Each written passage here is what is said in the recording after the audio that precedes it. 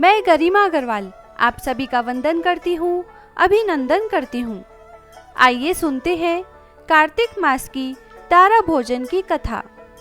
किसी नगर में एक साहूकार था और उसकी एक बहू तारा भोजन करती थी।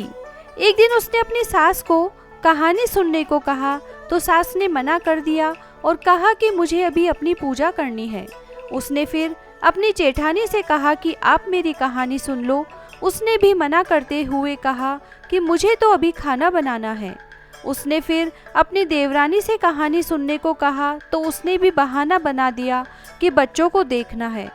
उसने फिर अपनी ननद को कहानी सुनने के लिए कहा तो उसने भी मना कर दिया कि मेरे ससुराल से मेरा बुलावा आ गया है और मुझे जाने की तैयारी करनी है।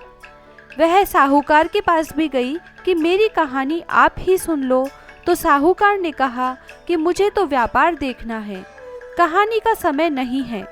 उसकी यह मनोदशा देखकर भगवान उसके लिए स्वर्ग से विमान भेजते हैं। स्वर्ग से विमान आया देख उसकी सास भी भागकर जाने के लिए आती है, लेकिन उसकी बहू मना कर देती है कि आपको तो पूजा करनी है।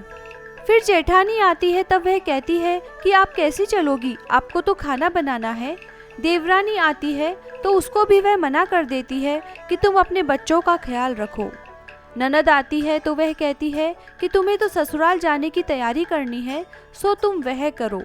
साहूकार आकर बोलते हैं कि मैं चलता हूँ तुम्हारे साथ, लेकिन बहू कहती है कि आपको तो कारोबार संभालना है, उसे संभालो।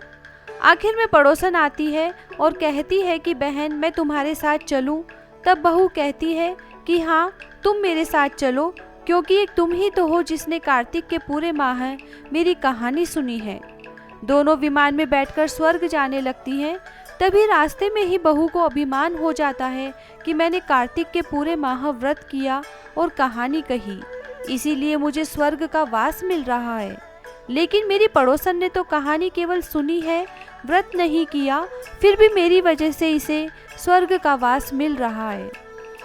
बहू ये विचार मन में सोचते जा रही थी कि अचानक भगवान ने उसे वहीं से विमान से नीचे उतार दिया। उसने पूछा कि भगवान मेरा अपराध तो बता दीजिए कि आपने ऐसा क्यों किया।